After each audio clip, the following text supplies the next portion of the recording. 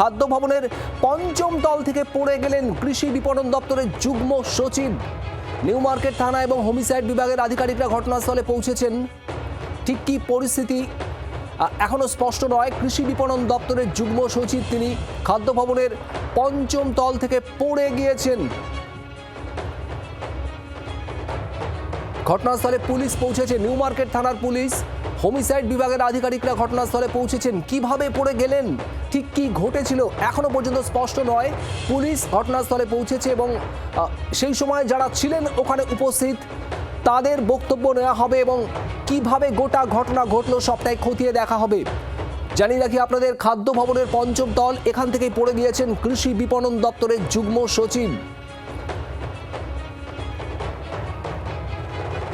New market থানার police ঘটনাস্থলে গিয়েছে হোমিসাইড বিভাগের আধিকারিকরাও। সরাসরি যাবো, সেখানে রয়েছেন আমাদের প্রতিনিধি রণয় তিওয়ারি। রণয়, পঞ্চম তল থেকে পড়ে গেলেন কিভাবে কৃষি বিপণন দপ্তরের যুগ্ম সচিব, এই মুহূর্তে কি পরিস্থিতি?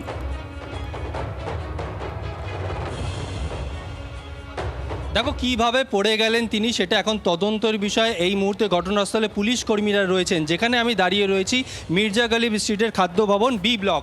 সামনের ছবিটা তোমাকে দেখাবো। এই যে বহুতল তুমি দেখতে পাচ্ছ, এই বহুতলের একেবারে পাঁচতলা, যেটা বলা হচ্ছে পাঁচতলা সিঁড়ির কোণে তিনি কোথাও দাঁড়িয়েছিলেন, সেখান থেকে তিনি পড়ে যান। আমি একবার যদি ভেতরের ছবিটাও তোমাকে দেখানোর চেষ্টা করব।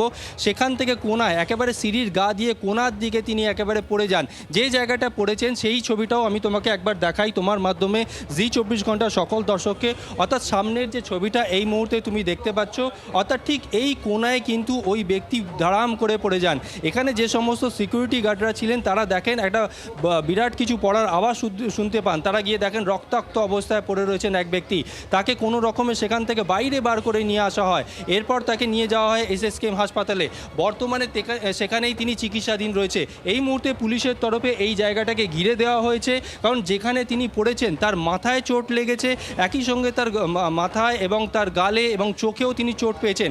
এখানে সেই সময় যে সমস্ত নিরাপত্তা রক্ষীরা ছিলেন তাদের সঙ্গে আমি একবার কথা বলবো। দাদা, আপনারা তখন কোথায় ছিলেন? এখানটায় বসেছিলাম, তখন ওখানে দেখলাম পড়লো, তাড়াতাড়ি করে দৌড়ে ধরে বেঞ্চিতে শোয়ালাম। তারপরে না জ্ঞান ছিল না। তারপর হ্যাঁ, তারপর সবাই নিচে, এখানে অনেক ড্রাইভাররা ছিল, তাদের গাড়ি করে ধরে হসপিটালে নিয়ে গেল। হসপিটালে ওনাদের স্টাফরাই নিয়ে গেছে, আমরা আর কেউ যাইনি। অর্থাৎ যেটা জানা যাচ্ছে পুলিশ সূত্রে যে তিনি এই মুহূর্তে এসএসকেএম হাসপাতালে চিকিৎসাধীন রয়েছেন। আরও একবার ছবিটা তোমাকে দেখাবো। এই যে জায়গার ছবিটা তুমি দেখতে পাচ্ছ, এখানে কিন্তু একেবারে পুরনো জিনিসপত্র, আসবাবপত্র রয়েছে। সেই আসবাবপত্রের মধ্যেই কিন্তু তিনি ওপর থেকে পড়েন। এই যে তুমি সিঁড়িটা দেখতে পাচ্ছ, সিঁড়ির ওপরে একেবারে পাঁচতলা, সেই কোণা থেকে তিনি পড়ে যান। কিন্তু কিভাবে তিনি পড়লেন, সেখানে কি দাঁড়িয়েছিলেন, সেখানে কি কারোর সঙ্গে তিনি কথা বলছিলেন, কেউ কি তাকে ঠেলে দেয় নাকি তিনি পিছলে যান, এটা কিন্তু এখনও তদন্তের বিষয়। ওপরে যে সিসিটিভি রয়েছে সেই সিসিটিভি ফুটেজ পুলিশ কর্তারা খতিয়ে দেখছেন যে সেই সময় তিনি কোথায় ছিলেন, কারা তার সঙ্গে ছিলেন, তিনি কি করছিলেন, পুরোটাই কিন্তু এখন তদন্তের বিষয়। যেমনটা আমরা পুলিশ সূত্রে জানতে পারছি, তিনি জয়েন্ট সেক্রেটারি লেভেলের অফিসার এবং তিনি এখানে সকাল 10:30 নাগাদ এই ঘটনা ঘটে। তারপরে কিন্তু এখানকার যারা অন্যান্য স্টাফ রয়েছেন তারা কিন্তু ছুটে আসেন এই জায়গায়। আমি যদি আরও একবার তোমাকে জায়গাটা দেখাই, এই যে জায়গাটা তুমি দেখতে পাচ্ছ, পুরনো আসবাবপত্র অর্থাৎ চেয়ার টেবিল সব পড়ে রয়েছে। ঠিক সেখানেই কিন্তু কোণার দিকে তিনি পড়েন। এরপরই তাকে রক্তাক্ত অবস্থায় উদ্ধার করা হয়েছে। তবে ঘটনার তদন্ত শুরু করেছেন নিউ মার্কেট থানার পুলিশ।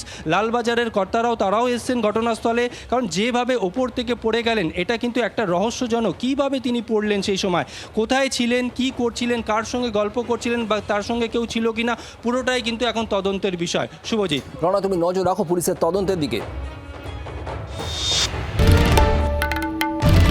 বাংলার আওয়াজ, বাঙালির আবেগ, জি24 ঘন্টা।